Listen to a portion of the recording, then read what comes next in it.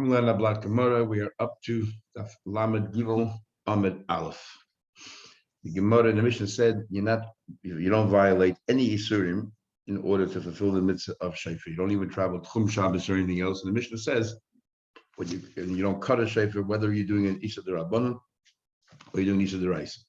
So the Gemara wants to know, what do you mean cutting out a shofar? Sometimes you're over the Rabbanan, sometimes the Raisa. How does that work? You don't cut the shofar.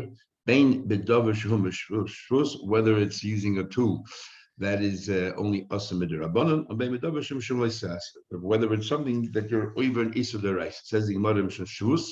What would be a perfect example of a shvus? Magol, a sickle. It's not normal to use a sickle to carve out a shofar, so therefore that's only asim the Rabbanan. When is a mahatay the sakin? If you use a knife, which is the normal way of doing it, and you're being a makeh b'patish, you're completing the work of the shofar, and that is forbidden mahatay. So the Gemara asks, "Mishum shvus amred loy." Once you tell me you're not even violate it, isa d'rabbanon loy srasim boy. You have to tell me isa d'raisa. Says the Gemara, zu ve'ein tzarich leim zuktani. Sometimes we say the more novel thing first, and then we say, and definitely, of course, the less novel thing. That's the style of this particular Mishnah. Then the Mishnah says, if you want to pour water in there, if you want to put wine in there, there's no problem, you can. Says the Gemara, it sounds from here, you can put water or wine, that's all right. But urine, you don't put in urine, even though it's very good for the shofar, it brings out the quality of the sound. We don't want you to use it, and why not? Maslis and Mani, who is also of our Mishnah, Abba Sholi. We know another Tana who once said this, and that's Abba Shol. The Tanya we learned, Abba Shol says, Mayim Mayayim Mutter, you're allowed to put wine or water, even on Yom Tov in order to make it crystal clear, but you're never permitted to put in Meiraglaim urine, disrespectful to use an instrument of a mitzvah using Meiraglaim. Just like we had in the base of meat, you don't put it in there with the spices. It says in the Mishnah, you don't stop children from blowing. If they want to blow, even on Shabbos, you don't stop children from blowing. Then the Mishnah continues further, but not only you don't stop them, you actually help them out. You train them until they learn out. So the Mishnah has like two parts. First, it says if they do it, don't stop them. Sounds like you're not really involved, but don't have to stop them. But then the Mishnah says, in fact, you should be involved and teach them. The Gemara will dwell on them in a minute, but first the Gemara dwell on a side issue. It's not a side issue. The Gemara says it seems like only a child you don't prevent from playing the shofar because it's chinuch, and one day they'll be chayiv in shofar. Hanoshim ma'akvam. But a woman, if they want to play shofar, they with a shofar, you do stop them. Why is that? Because they don't have a mitzvah. If you don't have a mitzvah, then it's a muktzah, and you shouldn't be doing it. So Shavuos says the Gemara, but Tanya we learned ein ma'akvin lo yasanoshim lo yasatzenekes b'lkayim. We learned and elsewhere in other brayso that if women want to, you don't stop them either. So our Mishnah seems to say that women you do, and the other brayso you don't. What's the chiluk? Amar by lekasha. Rabbi Yehuda, Rabbi Yossi, Rabbi Shimon. There's a machlekes between Rabbi Yehuda and Rabbi Yossi, Rabbi Shimon. And what is that? Tanya we learned. It says, Dabar b'nei Yisrael, instruct the Yidden and tell them if a person brings a carbon, it says them that you have to, part of the process of a carbon is you have to put your hands on the carbon. It's called smicha, putting pressure on the carbon, on the head of the carbon. So it says b'nei, that when it opens up the parasha, it says talk to b'nei Yisrael. Also, Yehuda says b'nei Yisrael, same thing, b'ein b'nei Yisrael, and women don't give you the behold, you're not allowed to. When you're allowed to, he said that any mitzvah that you are potter from, then if you do it, you're over bal taisif. You're adding a new mitzvah because for you this doesn't exist. However, Rabbi Yossi, Rabbi Shimon, they don't have to, but if they want to, they definitely can. So our Mishnah holds the Nashim cannot. That follows Rabbi Yehuda that it's awesome. Since they don't have the mitzvah shofar, they're not allowed to hear shofar because of bal taisif, and therefore you have to remember akam. In the Baraita holds like Rabbi Yosef Shimon that mitzvah says Shema Noshim can do the rishus, and therefore, of course, they can blow shofar. Now, even though Am Stam Mishnah learns like Rabbi Yehuda, the halach is like Rabbi Yossi and Rabbi Shimon. Now, there's a big machlekes rishonim. So, can the women make a bracha with a potter or not? The Rambam holds they cannot make a bracha, and so do other rishonim hold, because how can you say mitzivanu? You don't have a mitzvah. How can you say tzivanu? Rabbeinu Tam here in Kedushin, Erevin, in other places holds that definitely they can make a bracha. He brings a raya. He brings a raya of Rabbi Yosef. Rabbi Yosef said, whoever would have told me he was blind, that the halacha like Rabbi Huda, that a blind person is potter of mitzvahs, I'm ecstatic. Because I'm potter, and yet I'm doing the mitzvahs on a voluntary basis. Isn't that more beneficial? But then when I found out that a mitzvah v'is, if you're instructed to do something, it has more value than if just on a voluntary basis, I'm not so happy. But l'chayda, if you are potter from mitzvahs and you don't make a bracha, then what would we be happy about? He's missing out on so many parts, so many personal, so many brachas. And second, so many mitzvahs. The whole mitzvah is only a bracha. Sphere for example, the whole mitzvah is only a bracha, and Megillah and the other mitzvahs that you're missing out all these brachas or mitzvahs are brachas. So what would be so happy about? Is an ayah that you could make a bracha. Then takes us a whole discussion that maybe you cannot bring a raya from a summa to nashim because summa is at least chayim midrabanan. Therefore, they can make a bracha. But nashim, on those mitzvahs, they are potter completely. And why? What is the logic in that? Why should a summa be chayim midrabanan and nashim totally? Because summa, if they're potter from all the mitzvahs. And therefore, they'll be like a goy. A woman, the vast majority of mitzvahs are chayim anyway, just these few that are man grama. So maybe then, why should the rabbanan make them chayiv? Anyway, then Tosha brings an interesting raya. He says a raya that Noshim can make a bracha is from the fact that we're going to learn Gemara Megillah there, that Noshim can get Ali in the Torah. So again, Ali in the Torah, that means, and Talmud Torah is a potter, and yet they can make a bracha. Is a raya that even mitzvahs that you're a potter, you can make a bracha. Then Tosha says no raya from there, because the fact that they can make that the bracha we make on Birchas HaTorah has nothing to do with Talmud Torah. In the morning before davening, you make the Birchas HaTorah, and yet if you get an aliyah, you make a bracha. And a better raya, a kohen, if there's no levi in the shul, the kohen gets the aliyah of the levi and makes the bracha again. What for? You just made the bracha. Is a raya that the bracha you make in Torah has nothing to do with Birchas HaTorah. That's the mitzvah of the Torah. The Magen Avraham brings a raya from Tosha that women have a chiyuv in listening to Kriyas HaTorah on Shabbos. Or someone bring a raya from there, because I mean, because the temptation is perfectly happy. Why Noshim can get an aliyah? Because they have the mitzvah of Kriyas HaTorah just like men. Nothing to do with Talmud Torah. And others disagree. Actually, my Ram disagrees. So at the conclusion of Tosha, anyway, so practically speaking, if women have taken upon themselves to, or they have a obligation for Tekiyas Shofar today, could they learn to blow it as well? Did they have the same problem? Yeah, give me 1 second. Yes, so getting back to the aliyahs, Tosha is also no right from there, because in those days it didn't make brachas. Remember, when you learn Megillah, the first aliyah and the last aliyah made a bracha, everyone in the middle didn't. So who said they made a bracha at all? Bottom line is, the Ramah, Shulchan Aruch, Siman Yud Zayin, Hilchot Tzitzis, paskas like Rabbeinu Tam, that women make a bracha if they do a mitzvah, and therefore they can do all the mitzvahs and they make a bracha as well.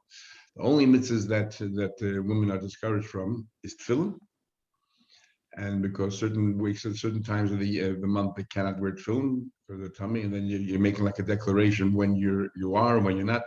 It's like revealing private minyonim, which is like tznius.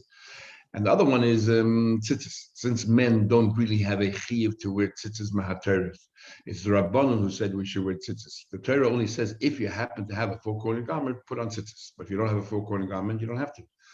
And so therefore, if someone is potter and they put it on and they take a part of the chiyuv, we think you're asking Hashem to judge you as if to say, all the chiyuv I'm taking care of properly. Now I'm going to go out and even things that nobody's chayiv and I'm going to take upon myself.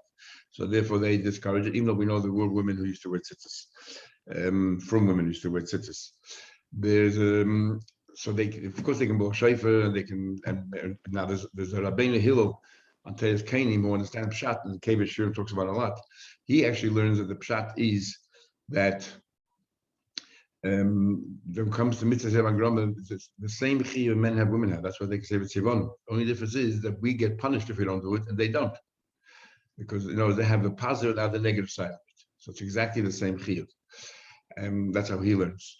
The Ra writes in the new thing, brought down in the Bach in Hilchos Rosh Hashana actually by Shofar, that if let's say those mitzvah seishas my grandma woman's potter, and if she does it 3 times, then it becomes like a neder mahateira. So now she's chay mahateira. So let's say as a girl, they went to shul 3 times, every year Hashana to hit kiyas. Then it becomes like a chiyuv they have to hear kiyah. So ben shul every single day, they become like a chiyuv they have to do it every single day because it's like a neder. a vow that they took upon themselves. So he says they should always say bli neder. Others want to say that if it's, let's say, while they're a girl versus when they're married, is because it's as if they're saying, as long as I can, I'll do it. Even though they didn't expressly say so, it's tantamount to saying so, and therefore they don't. It's not like a neder. But the Ritva and the in Kedushin says the reason why they can say Vitzivanu, even though they weren't commanded, is Vitzivanu is Klal Yisrael. I'm not talking about me personally. Say Vitziv. So they see you told me, you told Klal Yisrael. So therefore they have every right to say Vitzivanu. And that's the halacha, by the way. Where there is an argument even today is regarding Havdalah. Regarding Havdalah. If you have a chance, look up Sibad Tzadik Tes in Taz and Magen Avraham. Okay, let's continue. That's why it says in Shul you shouldn't hear Havdalah and be Yaitz and then go home and make Havdalah again for your wife, because some people say that Havdalah maybe they're potter from. So there'll be a bracha of Havdalah saying it again. So you should not hear Havdalah in Shul at all. If you hear, you have to have a mind not to be Yaitz. And then you go home, you can make Havdalah for everybody else. So that's the halacha. Says the Gemara, you're allowed to be involved with the kids until you teach them. Amar Rabbi Elazar said, even on Shabbos. That even not only on Yom Tov, even on Shabbos, you can teach them Shefer. Tanya Machim is asking Benach, even on Shabbos, you can teach. It's an amazing thing. You can teach your kid, even though it's books and everything else, to train him on Shabbos. And then it says, and you don't stop the kids from blowing on Shabbos. Very odd. The Braisa starts off saying you can teach them, then it says if they learn, if they take the Shefer and play around with it, don't stop them. It's contradictory. Amrit, first you say, Miss asking Behenach, you actually get involved and you train them after the Shabbos. We're talking about Chiku, you should blow. And then what? You don't stop them. You shouldn't do it. How's that work? Tiku. You don't say that, go ahead and blow with them. So what's going on? Like kasha, not a problem. Can be cotton shigil chinuch. Here we're talking about an older kid who's mature enough, and you have a mitzvah of chinuch. And can be cotton shalay gil chinuch from a youngster. So Rashi, way Rashi learns is a cotton shigil chinuch. Let's say 8, 9 years old. Then you can teach them on Shabbos because they already have a mitzvah of chinuch, so you teach them a mitzvah. But if a child is underage, there's no mitzvah whatsoever, then don't teach them. Traces and many of the train totally disagree with Rashi and they learn exactly the opposite. A kid who is mature enough, you have to stop them from doing muktzah, so therefore don't. They're the ones you don't prevent them if they do it on their own. You don't have to stop them, but you definitely don't get them involved, because even though you're doing a good thing teaching them how to blow shofar, but you're doing it on Shabbos. What happens to you're completely rejecting the laws of muktzah. But if it's a kid under the age of chinuch, so there's no real certainty whatsoever, then you can actually train them. That's how they learn. Then the Mishnah continues. And then it says if somebody's playing around with a shofar, they are not yotzer. Right now, Miss Asik, we think doesn't mean playing around. It means he didn't have in mind to blow the shofar. So if you didn't have in mind, you're not yotzer. Isn't that a proof that mitzvahs need kavanah? Says the Gemara. It says Hamis Asik Yatsar. You're playing around, you're not yotzer. Sounds like hot to kalish. Let's say not, you weren't. Miss Asik means you were playing around. Suddenly the right sounds came out. You had absolutely no intention for the sound. Forget the mitzvah. Sounds like let's say you had no. Let's say you planned to actually sing. You didn't have in mind the mitzvah, but you planned to play these notes of a shofar, but as a song. Then you would be yotzer because mitzvahs don't need kavanah. The problem here is that it's worse than that. Here it's a misasik. Here you just happen to be toying around with the shofar. Suddenly sounds came out. The let's say there's a proof to Rabbi about the keilah. If somebody blows shofar just for singing melody, yotzer, says the Gemara, no proof. Dilma to keilah nami misasik. Those people who hold that mitzvahs do need kavanah. They hold that playing the shofar for music, for a melody, even though you had a mind to play the right notes, but for this melody is the same as a misasik. Misasik means as far as the mitzvah is concerned, you're just playing around. Doesn't matter whether you intended to make those notes, you didn't make the notes. It doesn't matter. You didn't have a mind of mitzvah. Then it says, if you heard from somebody playing around, even though the sounds are right, you are not yotzer. Now, it sounds like you're not yotzer because the guy had no intention of anything. What happened? The guy intended to play actually music, or actually the guy intended to play shofar, to blow real shofar, then you are yotzer. Before we learned that he has to have you in mind. Here it sounds like he doesn't have to have your mind at all, as long as he did the right thing. So they go to Aval Hashemei, Hamashmir Atzmai Mayot. It sounds like, but if the guy intended to blow shofar, even though he didn't have you in mind, you're yotzer, lema to have it to yufta that Abzeda. It's a question of Abzeda. Don't Abzeda said the Shmai. He said to his gabbai, Yichaven v'takel. You have me in mind when you blow the shofar. So no raya. Why does it say Shemei Misasik Yotze? Dilma the ID the ton relation Misasik, according to the relation we talked about the guys Misasik, ton Sefer Nami Misasik, we're talking about Misasik. But the truth of the matter is, even the person was not Misasik. Even the person intended to blow shofar for the mitzvah, you're not Yotze because it didn't have you in mind. Now we're talking about the Tkiyas themselves. Finally, the end of the Masechta, the last couple of pages, we're going to learn about what sounds they have to blow. And there's a big machlekes we're showing you. You can see the traces himself goes to town over here. Says the Mishnah. Say the tkiyas. What is exactly the order of the tkiyas? There's sholosh, there's 3 brackets, sholosh, and each one is made up of 3. In other words, in those days, basically it was tarat, tkiyah, trua, tkiyah. But you did 3 times, and that was the whole tkiyah shayf. So Mahatayda, we'll see later whether the first was Mahatayda from the Rabbanon or all 3 Mahatayda, but Mahatayda, let's say all 3. All you need is a trua in the middle, whatever true is, and with a tkiyah before it, and tkiyah after it. So 3 brackets of 3. Shir tkiyah, how long should a tkiyah be? Kisholish truas. How long should a tkiyah be? Like 3 truas. And shir trua, how long should trua be? Kisholish shivavas, like 3 moans. We'll see later what that is. So in total, the shir tkiyah is like 9 truas. And we'll see later the way Rashi learns that it means all 3 brackets, the aggregate of all 3 brackets is 9 truas. That means each tkiyah is merely 3 truas, as we'll see. Talk about the Shayna Masha Bishni. Let's say you blew the first one correctly, and then the tkiyah acharena, you blew it long enough to start the next bracket. Only count it as 1. And the way Rashi learns, you're going from Malchus to Zecharenis, and because we can learn this in a minute, that if you don't if you don't even say the psukim at the time when you're blowing the shofar. So therefore, that's maybe the Mishnah is talking about. You blew all brackets in consecutive order. So if you did tkiyah acharena, you want it to be also the beginning of the next bracket, it doesn't work. What happens? Misha Beidach, you made the Yidavah Musaf, but you had no shofar. But Achikach Nisman no shofar, then you had the shofar. Is Toike Maria, but Toike Sholosh Pam. You do this all 3 brackets as if you were davening, even though you're not davening right now. In fact, we'll have more later discussion. If you have 2 cities, one city there's no shofar, but they have a chazan. Remember those days they had no machzerim, so the chazan would be mitzvah everybody. And you would daven muslim. In the other city you have no chazan, so nobody's going to daven, but you have a shofar. Where should you go? So in other words, you get to shofar even though you're not davening. Kishem shliach tzibur chayiv kach kol yoch chayiv. Like a chazan is chayiv, so too every individual is chayiv. Rabbi Gamliel says shliach tzibur moitzi is ram dechabasim. Gamliel says that a shliach tzibur is moitzi the rabbi midei chabasim. That a chazan is moitzi everybody midei chabasim. But no, as the Tanakhama said that every single person has to daven on their own, and the shliach tzibur is only moitzi those who don't know how to daven. Rabbi Gamliel says no, that the shliach tzibur on Rosh Hashana, because the davening is so long, as we'll see later, he could be mighty everybody if they want to rely on. Okay, we'll talk about it later. Says the Gemara, but Tanya, we learned shared kiyah true. Here you told me the shared kiyah is 3 true. As we learned elsewhere in the Braisa that the shared kiyah is only like a single true. Amar Abaya says Tana didon.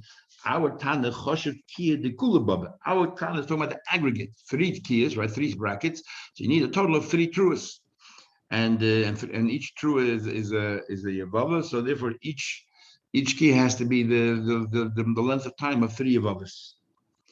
And true is the kula babet, and therefore it's counted the truest of all 3 brackets. And Tanabra, the time of the Braisa is focusing on 1 bracket, one bracket v'sulay no more, and 1 bracket. Therefore, you have only 1 true.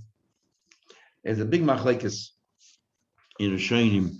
How to, so Rashi learns here, this is how, we just learned the way Rashi learns. So basically the sound of a tkiyah is merely the sound of 3 truths and no longer than that. And which is very, very short. And we're saying so that's how long the tkiyah should be. And the last tkiyah can be longer than that. And the tkiyah has to, therefore the tkiyah has to be as long as the brackets in the middle. So, for example, if it's shvarim, it's a little bit longer. The tkiyah has to be longer. If it's just true on its own, the tkiyah is shorter. If it's tashrat, the way we do today, shvarim and trua, which they make together up to trua, the tkiyah at the end has to be as long as that. However, other Rishonim learn that each yevava is the length of 3 sounds, and you have to have 3 yevavas. So the trua has to be 9 sounds, which by the way, halach has to be 9 sounds, which is 3 times as long as Rashi's tkiyas. There has to be each bracket. The trua has to be 9, a minimum of 9 sounds, and that's how long the tkiyah should be. Okay, that's number 1. Number 2, Taisa's here brings down the Aruch, the famous Aruch, who says that. Before we get to the Aruch, there's a big machlekes shayna then by Musaf. What do you blow? Some say you blow the first set by Malchi, you blow Tashrat today. Then the next one is Tashat. The next one is Tarat. Others say Rabbi Tam has a problem with it. It's like a contradiction. So which one is it? Remember, we'll see in the Gemara why we do the way we do it, because we're not sure exactly what true is. So each one you pick, you hedge your bets. Each one you do a different one. Doesn't really make sense. You have to be uniform. So some say you do across all the way Tarat, the shortest one. Others say you do across all the way Tashrat, and to get to 100 you make up an end. And then you have Rabbi Tam, who says the best way is the way we do it in Lubavitch. We do Tashrat, Tashat, Tarat, and many shuls. Each one, you do the full set, 12 sounds for each one, 30 sounds. Okay, so that's another machlekes. And in some Ashkenaz shuls, you see that they blow differently. Then you have the other big machlekes. The Aruch says here that we blow the tkiyas side by tefillah the lachash, side by tefillah the musaf. So not only tefillah the musaf of a tzibur, the chazaz shatz, but also when you're davening quietly, you blow the 30 sounds, which is what many do, and we do that as well. Others say that you don't do it during tefillah b'lachash because it might disrupt. Some people are slower, some people are faster, and people are slower. They're going to disrupt their davening. Others say you just pause. But then there's a machlekes that all those, like we do it, that we blow during tefillah b'lachash. Do you also say hayom haras olam when you say tefillah b'lachash? Most say that you don't. It's like a Hefsig will say later by tefillah, the source for blowing tefillah b'lachash is right here in Tosfos. If anybody ever asks you, the Flam Gimel Beis, the Sefer HaAruch, as Tosfos quotes. Okay, let's continue. It says in what further. Share trua ki gimel yavavas. Each trua is like 3 yavavas. But Tanya share trua ki shalosh shvarim. The share of trua is like 3 shvarim. Yavavas is sobbing. Let's say shvarim sounds a bit longer. But see what it says. What do you call it? Yichsiv yom trua yilachem. A day of trua should be for you. Umit tagaminen. What's trua? A day of trua. Yom yavava yehelecha. It should be a day of yavava. Now, Uksiv, it says, Be'im made the sister, the mother of sister, she's waiting for him to come back triumphant from the war, like he came back from every war, didn't know that Yael killed him. She was looking via the window, waiting for her son to come back. And then he didn't come back, but the Yabeb aim sister. She sat there and she cried. Mars, and the Targum says over there, it's Yevava. What exactly is Yevava? Mars, Saba, Genuchik, moaning, krechting. So it's slower, drawn out. That it's sobbing, which is like a staccato sound, which is very quick sound. That's the machlekes. And we'll see later, before Bahudi Kisa came around, every city did whatever they wanted. They either did only shvarim, they did only truas, or they did both shvarim and trua, because some people first they start with moaning and then it turned into sobbing. So that is the machlekes.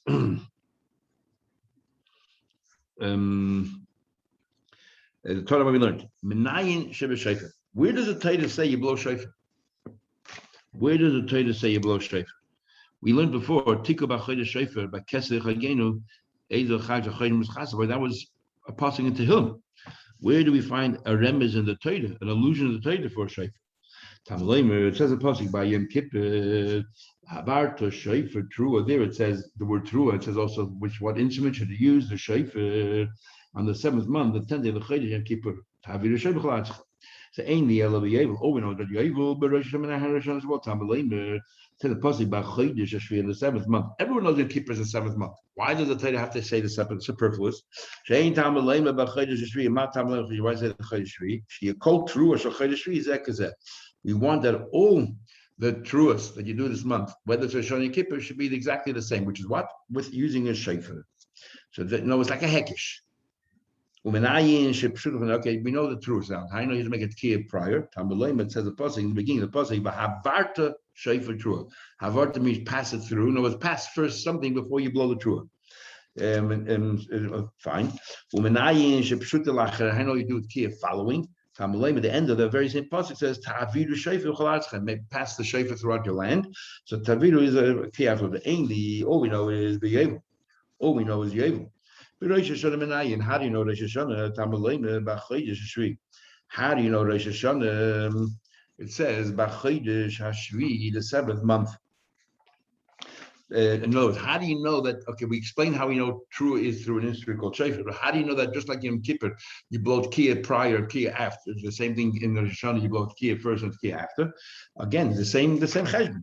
Tamalem is the Chodesh, the seventh month. It's totally superfluous. Hey, Tamalem, you don't need Chodesh Shvi. Ma Tamalem Chodesh Shvi.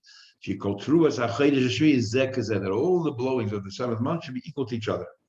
Okay, Umenayin l'sholosh sholosh. I know there are three brackets. Maybe you blow once. I know three brackets. Tamalim, it says that three psukim in the Torah where it says about true, which we just established means shofar. Avarta shofar true is one pasuk. Shabbos and zichron true and yom true yilachem. So two of the psukim it says true three times. Two of them it doesn't say the word shofar, but we learn it out. And we had yesterday Machlekes Rabbi Yehuda and Rabbi Yosi. According to Rabbi Yehuda, because it doesn't say shofar explicitly, you cannot use psukim for shofars, because he holds that even though we learn it, we glean it from a Gzer Shava or a Hekesh, it's not the same thing as if it's written mefurish, and therefore we don't say it. Rabbi Yosi says no. The fact that we learn Gzer Shava is as if it's written right there. How do you know that we two of them written by Rosh Hashanah, one by Yom Kippur? How do you know that we add the one from Yom Kippur to Rosh Hashanah and we add the two from Rosh Hashanah to Yom Kippur? Tamalem, it says Shvi to B'Chodesh Shvi, the seventh month, Ligzei the Shabbat. Why don't we compare the two? Says Shalosh, there are three brackets, Shein Teisha, total of 9. Why? Why? Because you have a tkiyah through a tkiyah, tkiyah through a tkiyah. Each set of trua requires tkiyah before and tkiyah after. So it's a total of 9. Shared tkiyah, how long should a tkiyah be? Kitrua. And how long should a trua be? Kishleisha shvarim, like 3 shvarim. So you want to ask one question. Hi, Tanami Kara Maisla vacation. You just brought down before we learned it from a hekesh because B'Chodesh Hashvi is superfluous to tell you that everything is the 7th month and how it is. And V'Hashta Maisla Shava. Now you tell me it's a Shava, Shvi Shvi. How's that work? Says you want a hachikama. So which one is it? A hekesh or gzei shava? Hachikama. Ilav gzei shava, had it not been for the fact of gzei shava, have a ma'asina of hekesh. I would have brought it through a hekesh. Or but hashta the asik gzei shava. Now that you brought a gzei shava, shvi, then hekesh loy tzadek. We don't even need the hekesh anymore. And you are right. We just brought the hekesh initially before we knew about the gzei shava. Then once we established gzei shava, we no longer need the hekesh. Okay, that finishes Gemara today. We'll continue tomorrow in Mitzvah Hashem. Sorry, can you explain a little bit the relevance of the difference between the Hekish and the Gzeira Shava? A Gzeira Shava means there's a word in this pasuk here that's extra. And there's a word. There's three kinds of Gzeira Shavas. Basically, you have a word in one subject. You have a word in another subject, and we equate the two words. We're told Moshe Rabbeinu Sinai that these two words are meant to learn from each other, according to some Rishonim. That's how it is given to us. And there's 3 kinds. One is that it's Mufne Mishnei Dadim. The word is extra in both places, and it must be there to tell you that we compare the dinim in this pasuk here to the dinim in that other pasuk there. And because it's extra in both places, you can't ask me any questions, anything, because it's clearly written there for that purpose. Then you have a Mufne Mitzad Echad. You have a Gzeira Shava where one pasuk is totally superfluous, no need for it, but in the other pasuk where it brings down this word is actually needed for itself. And still we make a Gzeira Shava, but you can ask, if you have a very strong question, you can undermine the Gzeira Shava. But then we have another Gzeira Shava, which is not Mufna at all, which is not extra at all. Where a word is here, a word is there, and we equate the two. But that one there, if you have even a weaker question, that undermines Gzeira Shava, because it'll say, look, it's not meant to be to compare to each other. The word is written here for its own, whatever the subject is, and the word written there, necessary over there. That's a Gzeira Shava. And that's the most powerful way of learning. And it comes from Sinai. Then you have a hekesh. A hekesh is a machlekes Rashi and Sukkah and other Rishonim, whether we can make up our own hekesh. We cannot make up a Gzeira Shava. It has to be by tradition. But a hekesh, there's a machlekes if you could make it ourselves, or also it's coming down from Moshe and Sinai. But a hekesh means basically within the same pasuk, there's 2 ideas, and we bring the 2 together, or 2 psukim next to each other, and we equate the 2. So it's not a particular word so much. It's an idea that in the pasuk that, like here, B'Chodesh Hashvi, the 7th month, the idea of the 7th month telling us there's no need for it. Must be you're telling us that everything in that particular 7th month are equal to each other. So you're being makish all the activities of that 7th month, wherever there's a shofar, they should all have the same laws, right? So we're just using common sense over here that it makes sense. And it's So much weaker. Yeah. Sorry? And it's much weaker. It's weaker. It's still a very powerful way of learning, but what do you call it? But it's not as strong as Gzeira Shava. So if you have Gzeira Shava, there's no need to have a Hekesh, because there's nothing more powerful than Gzeira Shava. It's as if it's written in that other, as if it's clearly written in the Torah regarding that other din, like Rabbi Yossi said yesterday. So we can say shofars and use all 3 psukim, even though shofar is not written in 2 of the psukim. It's as if the word shofar is written in the other psukim. It says shvi, shvi, so we compare completely. Yep. Thank you. Okay, we'll see you all tomorrow. Be well. Thank you. Bye.